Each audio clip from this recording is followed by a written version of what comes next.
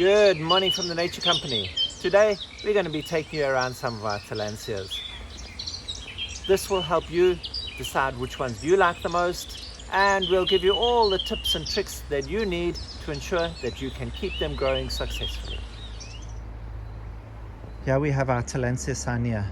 These are the large form, so they produce pretty large plants with large flowering spikes. Here we have both the purple flowering and the pink flowering variety. This is still going to pop open, but here we can see it looks near white at the moment, but it opens up into a soft, beautiful pink. Yeah, these we just put into pots, just into straightforward potting soil with a little bit of extra river sand.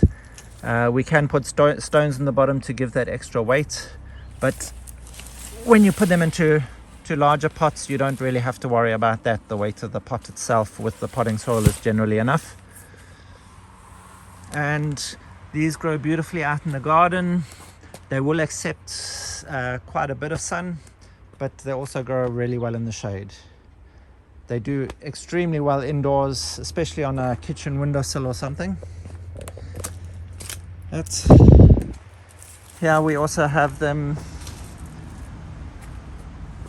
just without any media at all, just hooked on a wire around a pole.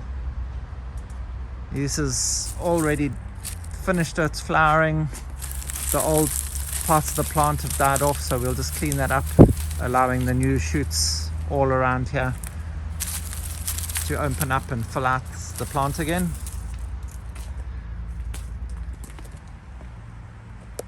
And then we also get the much smaller version. These are the ones that are generally ideal for your kitchen countertops, for the windowsills and that. This is probably a lot fuller and bigger than what most people will generally keep in their home. They'll just generally keep single forms of this in a beautiful little pot to have these spathes in color and the blooms for long periods of the year. Here we have Talencia Duratii. Happy as anything, just in a tree. A single part of it was tied up to the tree, and it's just rooted itself on and filled up into this magnificent specimen. Notice all the new flower heads coming even after these old ones are finished, so we get an extremely long protracted flowering period out of it, and it just looks amazing in the tree. Here we have some more Talencia Duratii. This is on our living wall. We've mounted them on discs that we've just strung together with wire, and they just grow magnificently well just out in the open. This is actually a relatively shady spot, but Duratii doesn't mind getting the full sun either.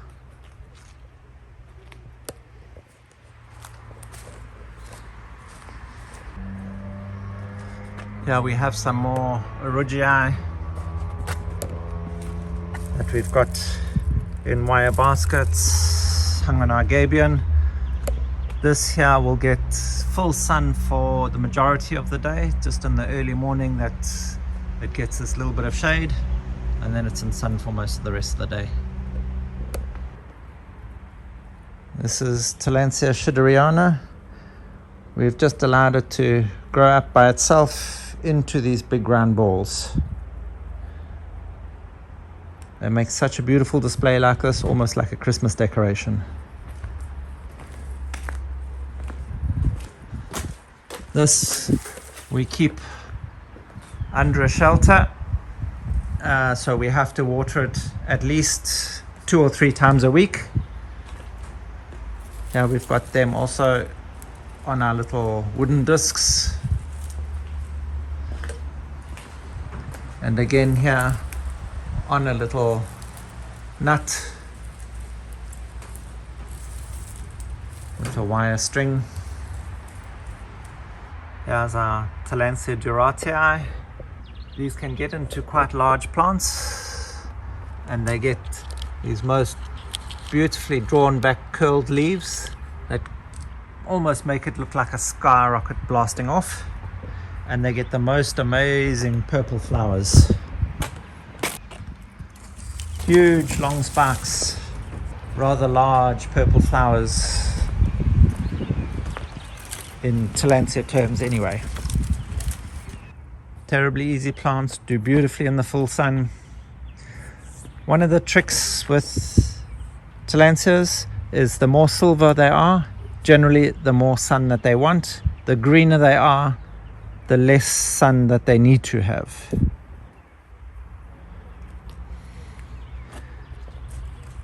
There's Talencia Helis comet. It just forms these large, long running threads of plants that can just fill up nicely. They come apart quite easily, so you can land up with lots of them that you can just put around everywhere.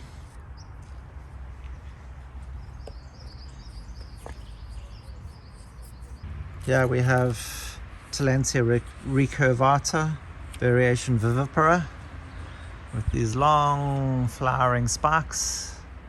All the flowers are finished at the moment, but it gets beautiful little pink flowers on it, and then produces all these little pups along the spike. So also you can get a lot of plants relatively quickly from this beautiful Tillandsia. And this is Tancia latifolia, also just growing in a wire basket, hooked onto our gabion wall. Happy as old nails. One of the tough Tillandsias, and the form is just quite spectacular. It can get into nice large plants, and then gets a long tall flower spike coming out the top. Here it's been potted into a ceramic pot, also just with potting soil on the inside. So another one that will do well with potting soil or out in the air. Talencia Jonia. These grow incredibly well with us. We can grow them just about anywhere and on just about anything, and eventually will form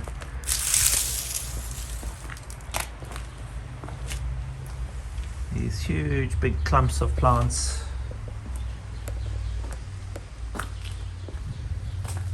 We grow them in all conditions here, whether it's in underneath our roof, out in the full sun, in the shade, and they just grow and flourish here in the subtropics. Also, don't forget about Talencia usinoides, also here in underneath our cover.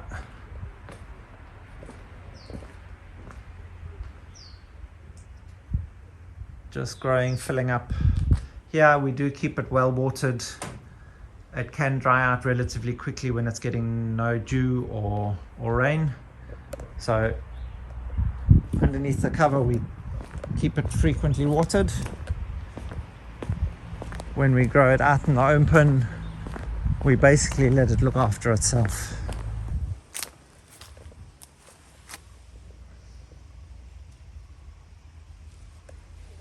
Out in the sun or underneath our shade cloth area, where it can just by itself reseed itself and start growing through our shade cloth. If we look carefully up here, we've actually got some Talencia fasciculata which have self-seeded themselves into the shade cloth too. So that's why I always suggest, if you're wanting to seed your Tillandsias, do it on shade cloth. Yeah, out in the full sun, getting all the rain and the dew, just growing up a storm. This is the super fine, and then we have the medium coarse, and there's a lot thicker one as well, but we don't have available here at the moment.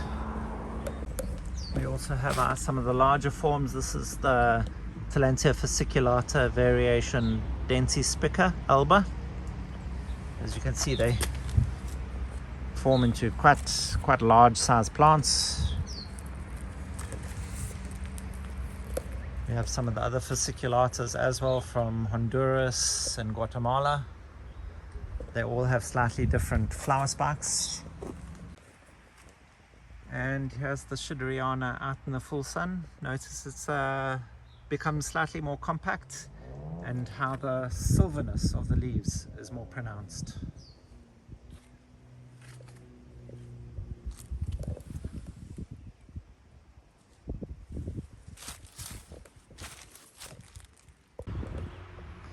Here's another good example of the Duratii.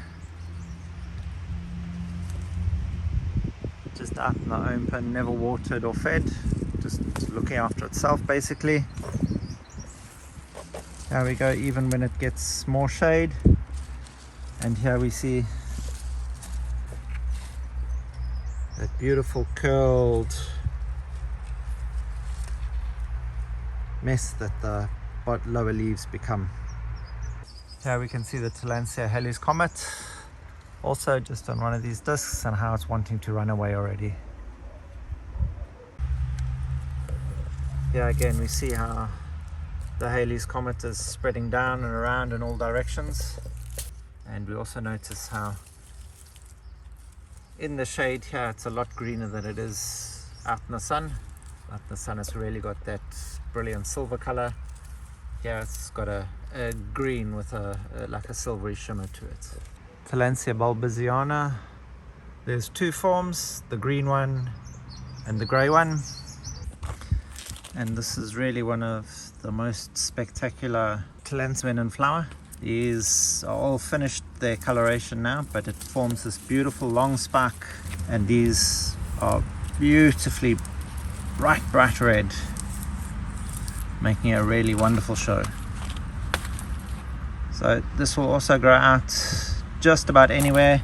Here we've got it in a pot of bark, but you can just mount it onto a tree or onto just about anything and let it grow as an epiphyte. It will also accept lots of sun. It will take full sun if you acclimatize it to it, and you've got one of the most amazing plants. Here's a large Talencia Jonia, just basically in a pot out in the full sun, with all this beautiful redness that it gets to the tips of the leaves. It just looks so amazing as a large plant like this. And here's one of the Stripto hybrids, having finished flowering, still got all the colors. These ones here haven't flowered yet. This is just the main one that has.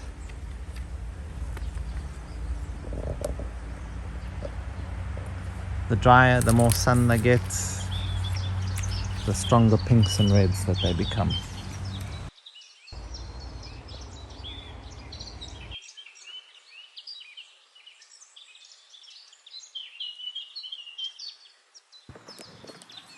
Okay, and here we have our Talencia Shadrian, that we can see the seed pods are all forming, but also we see the previous seed pods have popped open. All the seeds have managed to stay on the plant, and the humidity and moisture levels have been right for them to germinate right here on the plant. And all we'll do now is remove them and put them onto our seed beds. If you have found any of the information in this video helpful, please hit that like button, the subscribe button below, and press the notification bell if you want to be notified of any of our upcoming videos. Happy planting!